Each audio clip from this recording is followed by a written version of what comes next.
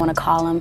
They're really totally against my relationship, and I tell my boyfriend, you know, if we never say never, then we can stay together forever. Just don't ever say never. Brandy Norwood has had a tough life, filled with struggles and sadness. Why has her life been so full of trouble? Is it because of the pressure of being in the spotlight?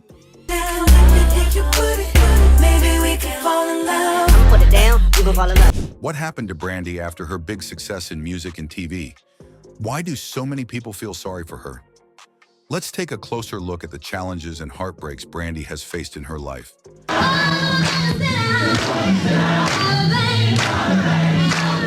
From the pressure to stay thin, toxic relationships, and a tragic accident changed her life forever. She once said, "I know who I am, I have self-love, which is why I'm focusing on my dreams, not the brothers. No shade, but I got dreams, and sometimes brothers mess up your dreams, and I've learned my lesson." Born in Macomb, Mississippi, to Sonia and Willie Norwood. When she was just 7 years old, Brandy told her dad she wanted to be the next Whitney Houston. The reactions that people gave her, I knew that, you know, that was something that Little did she know, just a few years later, she would be working alongside her idol. After leaving Mississippi, Brandy and her family moved to Carson, California. This move brought her closer to the entertainment industry. With her natural talent, Brandy had no trouble finding work. The only way I'll be choking is if I eat any of that nasty-looking cake, Miss Ann. In 1993, she worked as a background singer for the R&B group Immature. That same year, she signed with Atlantic Records, and her mom, Sonia, became her manager. While Sonia was very focused on business, Brandy wanted her mom to be more nurturing. Brandy admitted that sometimes she just wanted her mom to listen to her problems, but it wasn't always like that, and their relationship became complicated. Brandy was also busy working on her debut album. During this time, she landed a role on the ABC sitcom Thea. However, Brandy wasn't thrilled about acting at the time. She wanted to sing, and she felt miserable when she had to cancel studio sessions for her acting duties. After one season, the show was canceled, and Brandy was able to focus fully on her music career. In 1994, Brandy's self-titled debut album was released. The album did very well, going quadruple platinum in the US and selling over 6 million copies worldwide. The following year, her song "Sittin' Up in My Room" appeared on the Waiting to Exhale soundtrack.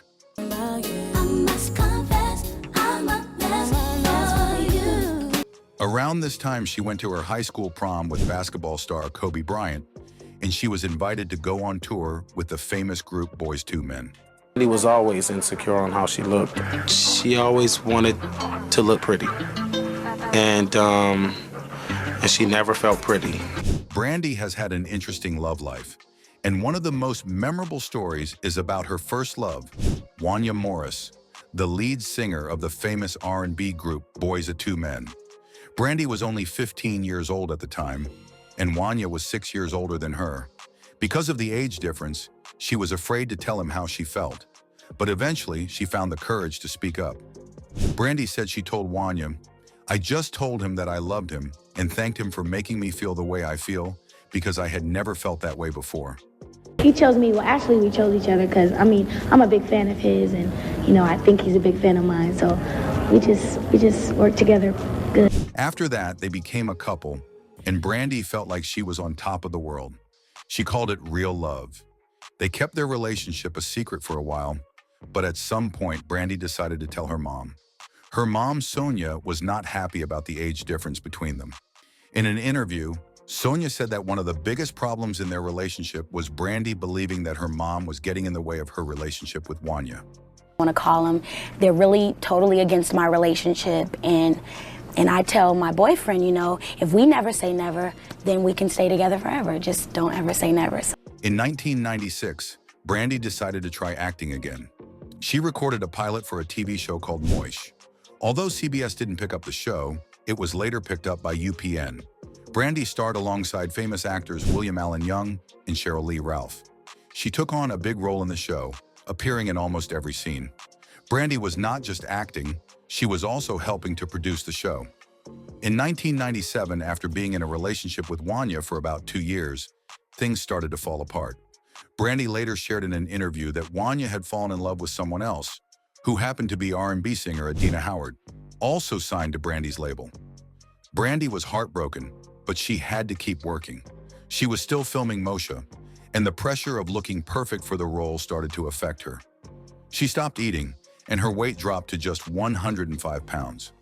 Brandi admitted that it was destroying her, but she felt the pressure to look good. That same year, Brandi was chosen by the legendary singer Whitney Houston to play Cinderella in a made-for-TV movie.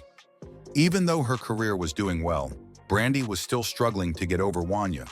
She channeled her feelings into her 1998 album, Never Say Never. One of the biggest songs from that album was The Boy Is Mine, a duet with singer Monica. The song was a huge hit, but it also led to some drama between Brandi and Monica. They had a bit of a feud because of the song, but despite the drama, they won a Grammy Award for it. Brandi tried to move on and find love again.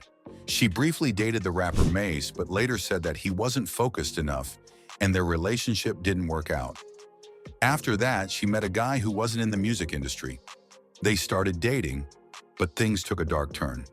Brandi said that his jealousy destroyed everything. At one point, he even stood in front of her and called her a bad name 13 times. The abuse escalated, and he even put his hands on her.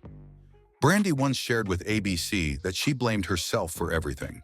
She thought no one else would want her, even though her career was going strong. She had landed big roles like in I Know What You Did Last Summer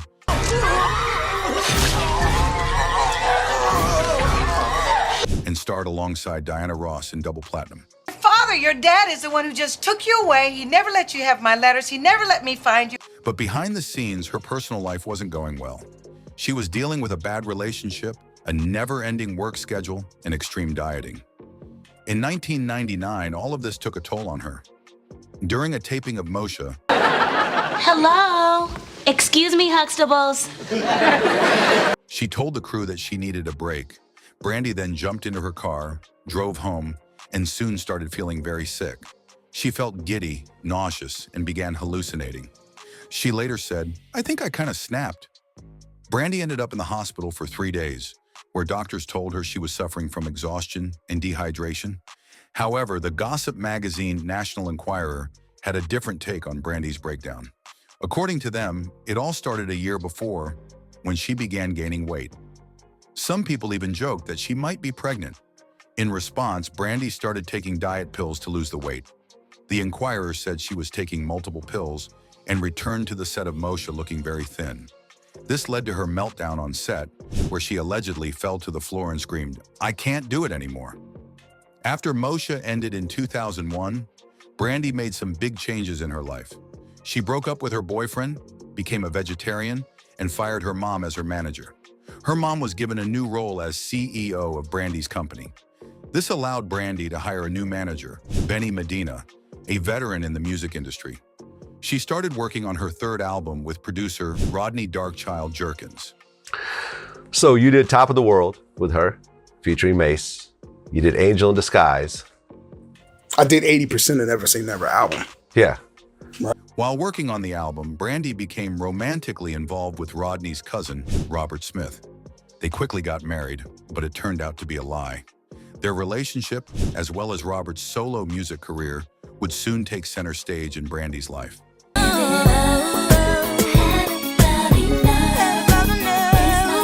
Brandi and Rodney had a strong relationship at first, but things started to fall apart when Rodney began sharing Brandi's unique sound with other artists. This upset Brandi and caused tension between them. Brandi later told Vibe magazine that Rodney probably felt like he lost both his best friend and his artist all at once. Despite the troubles with Rodney, nothing could stop Brandi's love for Robert. She shared with the magazine that Robert made her feel like she was the most important person in his life, something she had never felt before. In 2002, Brandi released her album Full Moon and also went public with her relationship with Robert.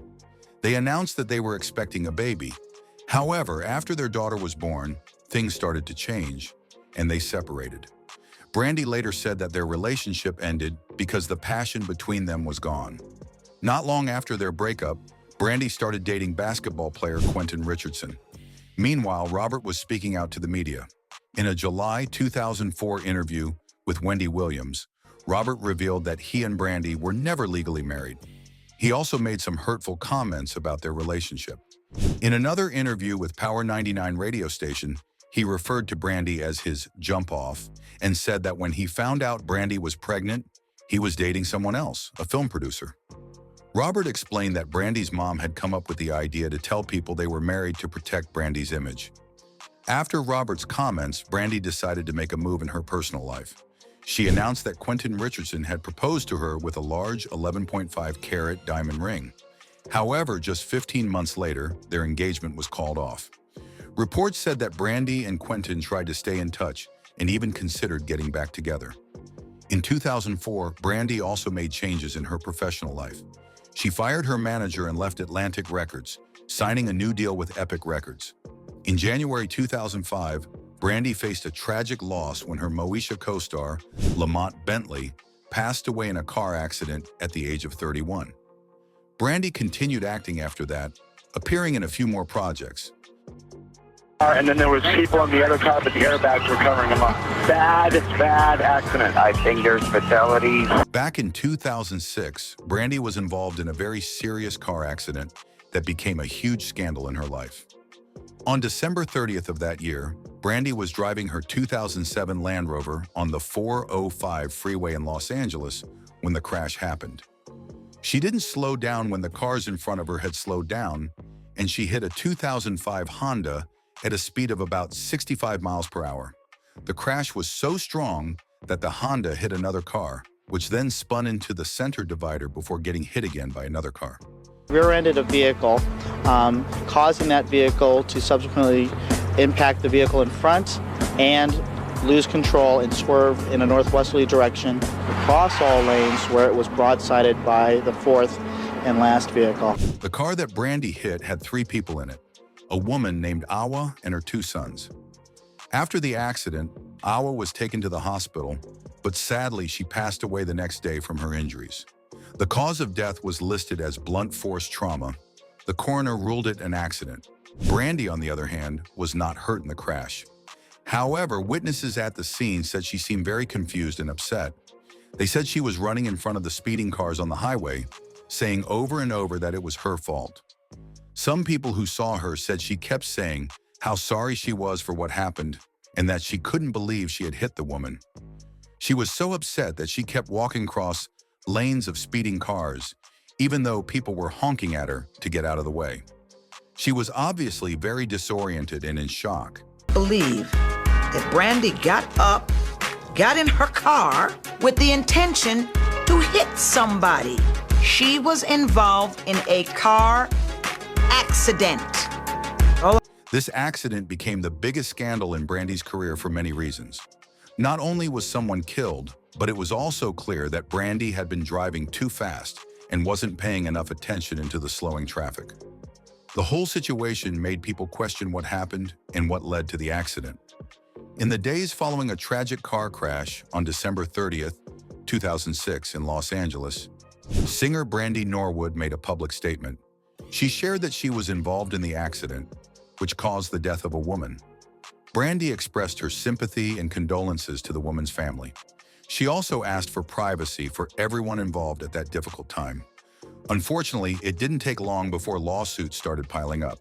It seemed like everyone involved in the crash wanted to sue Brandi, and it's easy to understand why. The family of the woman who died, Awazep, was heartbroken. They lost a mother and a loved one. Her 2 sons, who were in the car during the accident, not only witnessed the crash, but were also injured. Experiencing such a traumatic event can leave lasting effects on people. Then there was Mallory, who also decided to sue Brandi. Mallory was in the car that Brandi's car had hit. There was also the family of a man who was in the car that Brandi's vehicle had slammed into before spinning off. Awazep's family was the first to file a lawsuit. They sued Brandi and her parents for $50 million, accusing Brandi of driving recklessly and causing the crash that led to Awazep's death. But the lawsuits didn't stop there. A separate lawsuit was filed by the sons of the woman who died. They were in the car at the time of the accident. Not only had they lost their mother, but they also got hurt in the crash. The exact amount of their lawsuit was not made public. But the lawyers said they wanted to hold Brandi responsible for the long-lasting injuries and emotional pain they went through. Brandi's lawyer released another statement saying that the crash was a horrible tragedy and that Brandi felt deeply for the family of the woman who died. However, for legal reasons, the lawyer said they couldn't comment on the lawsuits. Today, we're breaking down exactly what happened. She was thriving as a musician and actress. Brandi's life changed forever in late 2006. Her personal response to the lawsuits that really caught attention. But it was Brandi's personal response to the lawsuits that really caught attention in the media. She spoke to TMZ, denying all the claims made against her. She said she didn't believe the plaintiffs had suffered any damages, and she was confident in her defense. Brandi even used her legal right to remain silent about certain things, invoking her Fifth Amendment rights. She asked that the matter go to trial. While Brandi had every right to defend herself, many people felt her public response made things worse. Some believed she should have kept quiet instead of speaking out. The way she responded to the situation seemed to cause more drama, making it look like she wasn't taking full responsibility for the accident. Even though she was going through a hard time, her words didn't help her reputation in the media. On top of the lawsuits, Brandi is in trouble with the police. They have been pushing for her to be charged with vehicular manslaughter. After the crash, people felt Brandi didn't seem very sorry. A few weeks later, she was seen by paparazzi using her phone while driving, which upset many people. It felt wrong for her to act that way after being involved in a fatal accident. Things got worse when Brandi was seen partying and going to clubs in Hollywood just after the crash. It seemed like she didn't care or feel bad about what happened. She even told the paparazzi that she was planning to have a good time at a friend's birthday party. This upset many people who thought she should have been more respectful and focused on the situation. If social media had been as popular back then as it is now, Brandi would have faced even more public backlash. People would have criticized her online for not showing enough remorse. This whole situation has turned into a big mess, with lawsuits, police investigations, and a lot of negative attention on Brandi. The family of the victim was very upset because they saw Brandi living her life like nothing happened. Honestly, it's hard to blame them.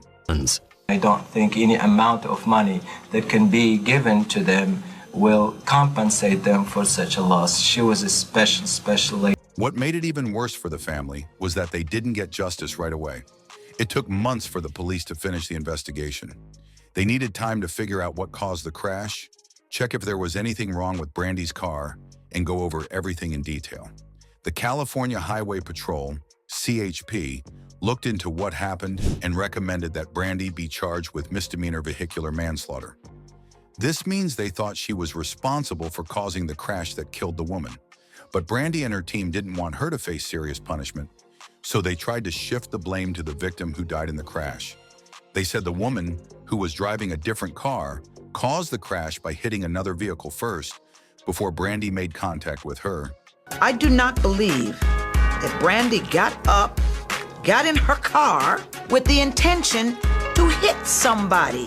She was involved in a car accident. To make things worse, Brandi's team argued that the woman had traces of marijuana in her system at the time of the crash. They wanted to make her seem more at fault. But it was strange because Brandi had already admitted at the scene that the crash was her fault.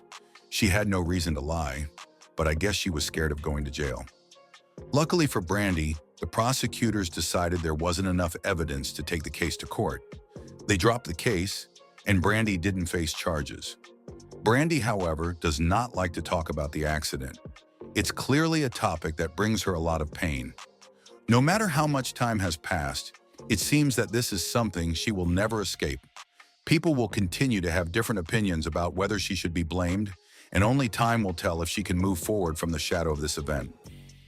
Later in June 2007, Brandi's life took another turn when she collapsed before getting on a Delta flight at LAX. She was taken to the hospital, and her team said she had collapsed from being too tired after working too hard. What do you think? Do you believe Brandi should be blamed for what happened? Let me know your thoughts in the comments.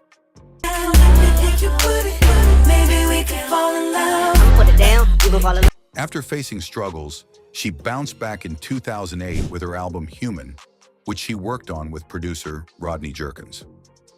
4 years later, in 2012, she released another album, 211, through Chameleon Records. However, that same year, she experienced a deep loss when her close friend, actress Yvette Wilson, passed away from cervical cancer at just 48 years old. In 2012, Brandy was also hit hard by the death of Whitney Houston, who she had a special bond with.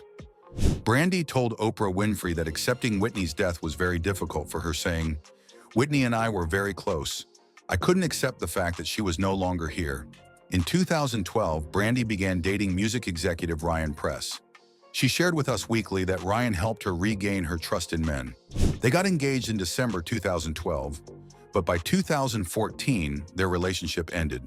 A source revealed that they decided to step back and rethink their future together.